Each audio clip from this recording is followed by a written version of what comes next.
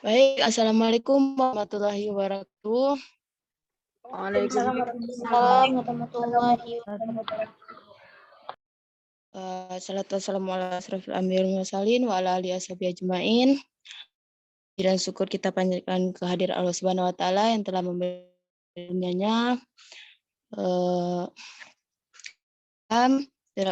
Tidak lupa pula kita sanjung sajikan Nabi besar Muhammad SAW membawa umatnya dari alam kepada ilmu pengetahuan seperti yang kita rasakan saat ini. Baik, yang saya hormati Ibu Tara Dila Santis, MPDM Biomed sebagai dosen pengampu Biomedi 3, dan saya ucapkan terima kasih kepada teman-teman yang telah berpartisipasi dalam kuliah Zoom hari ini. Baiklah, perkenalkan kami dari kelompok 3 ingin mempresentasikan hasil kerja kelompok kami. Kelompok kami yang beranggotakan, yang pertama saya sendiri Cut Aja Khairani, yang kedua Hurul Hariza, yang ketiga Cut Rahma Uswatun Hasanah, yang keempat Muhammad Aidil Fitra, yang kelima Muhammad Iqbal, keenam Desi Mardianti, dan yang ketujuh Nazratul Askia. Baiklah, penjelasan pertama yang dijelaskan oleh saya sendiri. Sejarah media. Media pertumbuhan mikroorganisme adalah suatu bahan yang terdiri atas campuran nutrisi yang digunakan oleh suatu mikroorganisme untuk tumbuh dan berkembang pada media tersebut. Media adalah suatu bahan yang terdiri dari campuran zat-zat hara yang digunakan untuk mengembangbiakan mikroba. Media terdapat macam-macam yang dapat digunakan untuk isolasi, perbanyakan, pengujian sifat-sifat fisiologi, dan perhitungan jumlah mikroba maupun untuk transfer spesimen dari suatu tempat ke tempat pemeriksaan mikrobiologi. Mikroorganisme memanfaatkan nutrisi media berupa molekul-molekul kecil yang dikaitkan untuk menyusun komponen sel.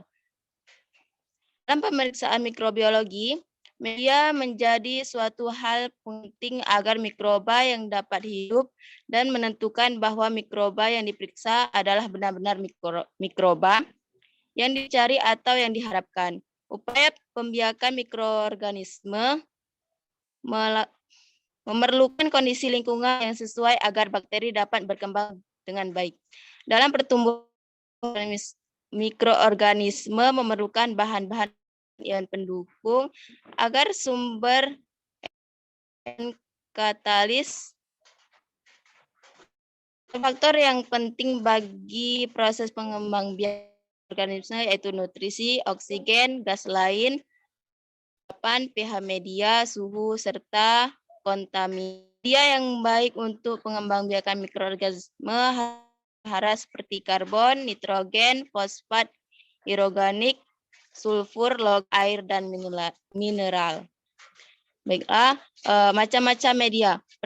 Berdasarkan bentuk, media itu terdiri dari media padat, media semi padat, dan cair. Media padat adalah media yang mengandung banyak agar atau zat padat kurang lebih 15% agar sehingga media menjadi padat. Media semi padat adalah media yang mengandung agar kurang dari yang seharusnya, yaitu 0,3% sampai 0,4%, sehingga media menjadi kenyal, tidak padat, dan tidak begitu cair. Kemudian media cair. Media yang tidak ditambahkan bahan pemadat umumnya digunakan untuk pertumbuhan mikroalga. Baiklah, penjelasan selanjutnya akan dijelaskan oleh Hurul Hariza. Baik, terima kasih kepada moderator. Selanjutnya adalah media berdasarkan komposisi. Dibagi menjadi 3. Yang pertama, media alami. Media alami merupakan media yang disusun dari bahan-bahan alami, di mana komposisinya yang tidak dapat diketahui secara pasti dan biasanya langsung diekstrak dari bahan dasarnya, seperti kentang, tepung, daging, telur, ikan sayur, dan sebagainya. Yang kedua adalah media semi-sintesis, merupakan media yang disusun dari bahan-bahan alami dan bahan-bahan sintesis. Yang ketiga, media sintesis, merupakan media yang disusun dari senyawa kimia yang jenis dan takarannya diketahui secara pasti. Next.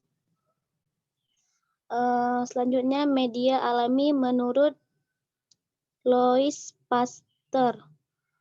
Media alami merupakan media yang disusun dari bahan-bahan alami, di mana komposisinya yang tidak dapat diketahui secara pasti, dan biasanya langsung diekstrak dari bahan dasarnya seperti kentang, tepung, daging, telur, ikan sayur, dan sebagainya.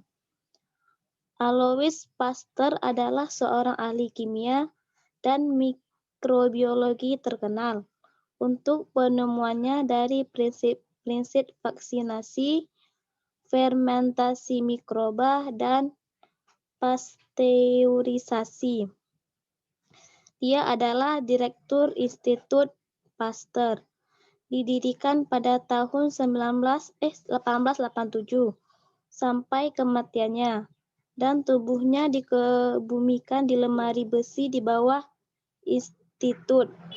Meskipun Pasteur melakukan eksperimen terobosan, reputasinya dikaitkan dengan berbagai konveksi. Dia adalah Direktur penilaian ulang sejarah. Atas buku catatannya mengungkapkan bahwa ia mempraktikkan penipuan untuk mengatasi pesaingnya. Terima kasih. Selanjutnya akan dijelaskan oleh Cuk Rahma. Baik, terima kasih kepada Hurul Haiza.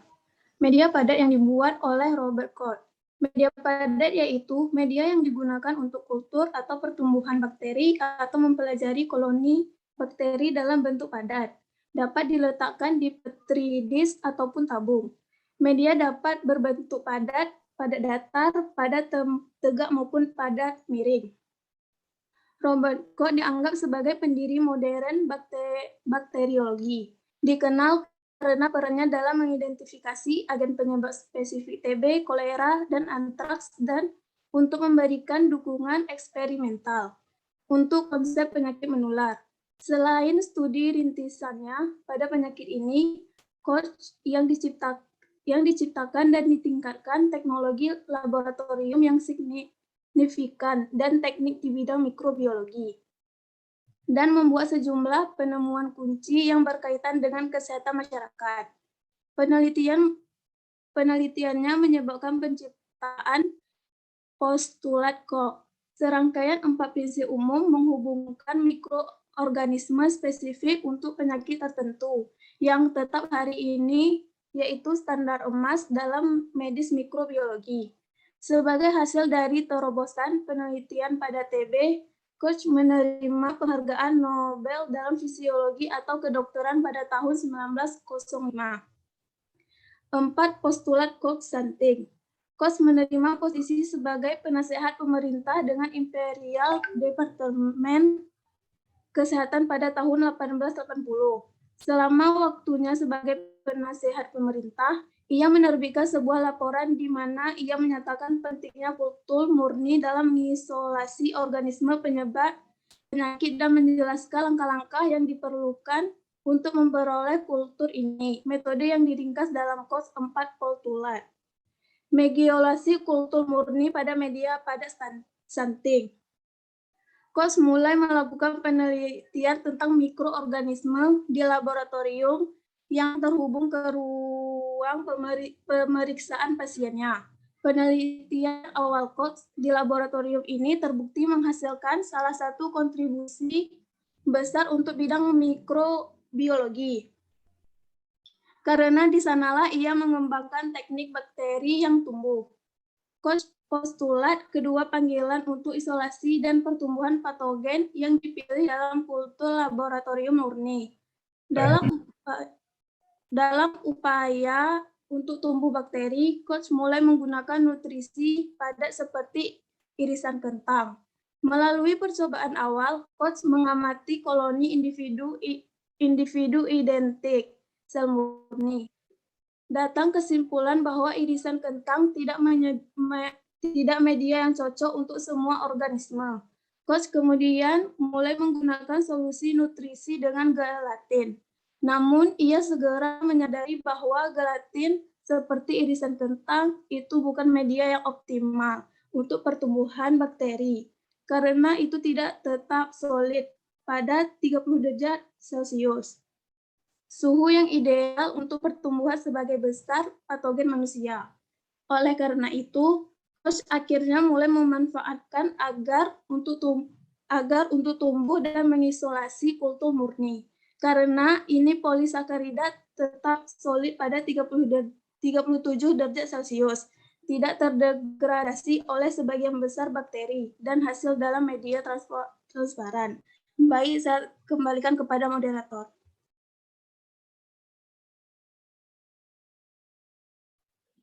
Baik, penjelasan selanjutnya akan dijelaskan oleh Muhammad Aidil Fitra. Baik, terima kasih. Media cair. Media cair. Media dalam wujud cair yang digunakan untuk perbenihan atau memperkaya sebelum dikultur pada media padat. Media ini tidak dapat digunakan untuk mempelajari koloni. Contoh media cair, media kaldu, alkali pepton, dan 7H9 dan lain-lain. Jenis media terbagi menjadi 3 kelompok secara umum, yaitu A. Berdasarkan konsistensi. Media padat atau solid, media yang digunakan untuk kultur atau pertumbuhan bakteri atau mempelajari koloni bakteri dalam bentuk padat. Dapat diletakkan di petri dish ataupun tabung. Media dapat terbentuk padat datar atau padat tegak maupun padat miring. Media cair atau liquid. Media dalam wujud cair yang digunakan untuk perbenihan atau memperkaya sebelum dikultur pada media padat. Media ini tidak dapat digunakan untuk mempelajari koloni. Contoh media cair, media kaldu, alkali pepton, dan 7H9 dan lain-lain.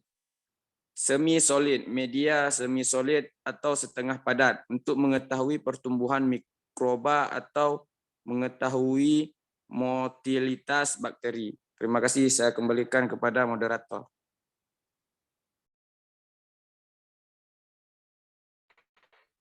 Baik,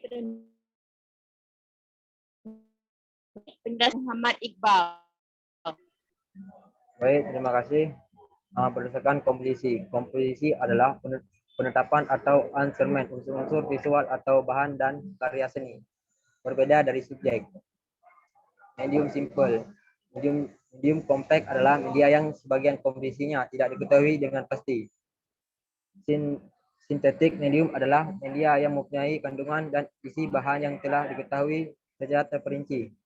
Spesial adalah sebuah media dari yang digunakan satu nama yang para penggunanya bisa dengan mudah berpartisipasi, berinteraksi, dan berbagi.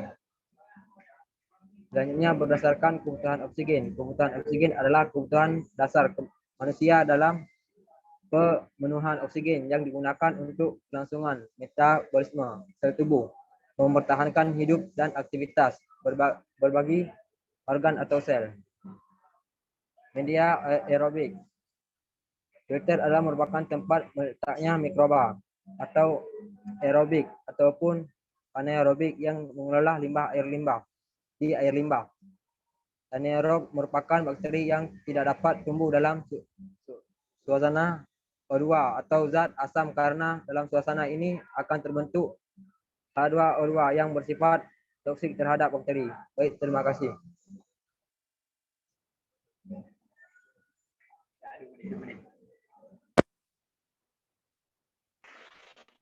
Baik, terima kasih. Penjelasan selanjutnya akan disampaikan oleh Desi Mardianti. Baik,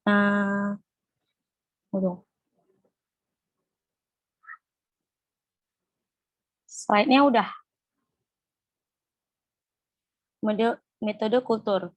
Metode kultur terdiri dari 7 jenis. Ada stick kultur, low kultur, stirred kultur, step kultur, pour plate method, liquid kultur, dan anaerob kultur method.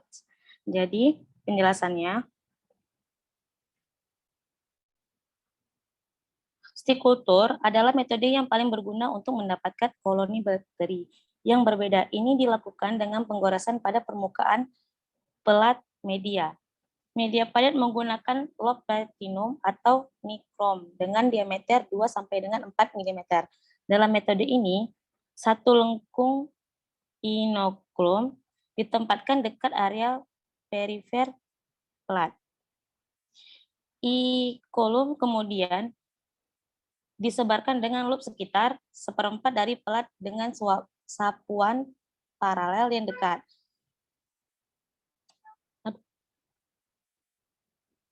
Dari inokulum primer itu disebarkan tipis dari atas piring dengan menggoreskan loop di atas garis paralel. Lingkaran dinyatakan dengan dinding di antara garis-garis untuk mendapatkan koloni yang terisolasi. Plat kultur yang diinkubasi pada suhu 37 Celcius semalaman untuk demokrasi koloni. Low kultur atau dengan kultur rumput memberikan lapisan pertumbuhan bakteri yang seragam pada media padat. Ini dilakukan dengan membanjiri permukaan plat media dengan biarkan cair atau suplensi bakteri, memipet kelebihan inokulum, dan akhirnya menginkubasi plat semalaman pada suhu 37 derajat Celcius. Sebagai alternatif, plat dapat diinkubasi dengan kapas steril yang direndam dan dibiarkan atau suplensi bakteri cair dan diinkubasi semalaman untuk demokrasi koloni bakteri. Stroke kultur. Stroke kultur memberikan pertumbuhan murni bakteri untuk melakukan aglutinasi, slide, dan tes diagnostik dan lain-lainnya. Ini dilakukan dalam tabung yang biasanya berisi lereng agar nutrisi terpenuhi. Kultur tusuk. Kultur tusuk dibuat dengan cara menusukkan media ke dalam tabung dengan kawat lurus panjang dan diinkubasi pada suhu 30 derajat Celcius. Pour plate method. Teknik palet tuang dapat digunakan untuk menentukan jumlah mikroba dalam suatu spesimen. Ini memiliki keuntungan karena tidak memerlukan plat yang disiapkan sebelumnya dan sering digunakan untuk menguji kontaminan bakteri.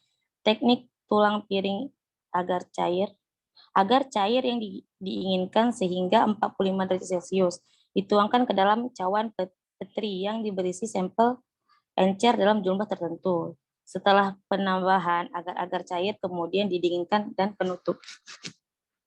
Kultur cair. Kultur cair disiapkan dalam media cair tertutup dalam lubang, termos atau botol. Media diinokulasi dengan menyentuh dengan loop permutaran atau dengan menambahkan inokulum dengan pipet atau jarum suntik. Inkubasi pada 37 derajat Celcius diikuti dengan subkultur ke media padat untuk identifikasi terakhir. Kultur anaerobik. Anaerob oblagat adalah bakteri yang hanya dapat hidup tanpa adanya oksigen bakteri. Bakteri anaerob ini mati saat terpapar atmosfer selama 10 menit. Beberapa anaerob toleran terhadap sejumlah kecil oksigen. Anaerob fakultatif adalah anaerob yang tumbuh dengan atau tanpa oksigen. Kultur tulang piring. Kultur pelat tulang digunakan untuk menentukan perkiraan jumlah organisme yang hidup dalam cairan seperti air atau urin. Ini digunakan untuk mengukur bakteri dalam kultur urin dan juga untuk memperkirakan jumlah bakteri yang layak dalam suplensi. Metode ini dilakukan dalam tabung masing-masing berisi 15 ml. agar cair. Agar cair dalam tabung dibiarkan dingin dalam penagas. Air suhu dengan 45 derajat Celcius. Inokulum yang akan diuji diencerkan dalam pengenceran serial. Kemudian masing-masing 1 ml inokulum encer ditambahkan ke setiap tabung agar-agar dan diaduk. Isi tabung dituangkan ke dalam cawan petri steril dan dibiarkan mengeras. Setelah inkubasi semalaman dari cawan petri ini, pada suhu 37 derajat Celcius, koloni ditemukan tersebar di seluruh kediaman media yang dapat dihitung menggunakan penghitung koloni. Baik, terima kasih.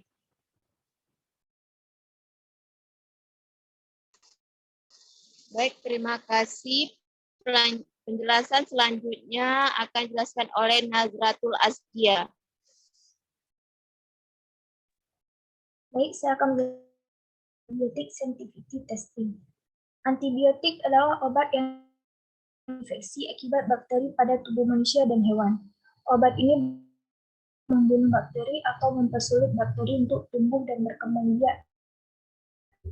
Antibiotik atau antibiotik susceptibility pengukuran kepekaan bakteri terhadap antibiotik. Ini digunakan karena bakteri mungkin memiliki resistensi terhadap beberapa antibiotik. Dalam bentuk pil atau kapsul, antibiotik tersedia dalam bentuk berikut.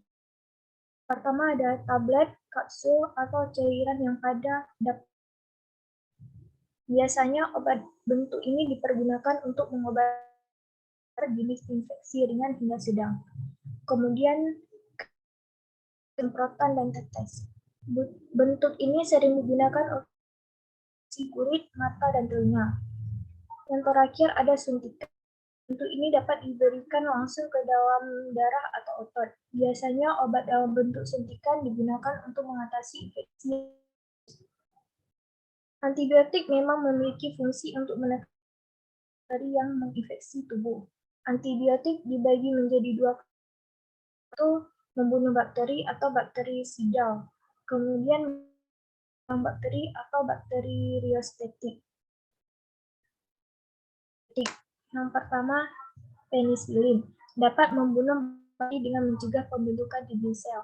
Yang kedua, makrolida bekerja dengan cara mencegah bakteri berkembang biak dengan membuat protein. Yang ketiga, cephalosporin dengan cara mencegahnya membentuk dinding sel. Yang keempat, ada quinolones adalah obat spekteras yang membunuh bakteri dengan mencegahnya menciptakan DNA. Yang kelima, asilin bekerja dengan mencegah bakteri berkembang biak, yaitu membuat protein. Yang terakhir ada aminosides dapat mencegah bakteri berkembang biak dengan menghalanginya. Terima kasih, saya kembalikan kepada moderator. Baik, terima kasih. Sekian presentasi dari kelompok kami. Lebih dan kurang kami mohon maaf. Wassalamualaikum warahmatullahi wabarakatuh.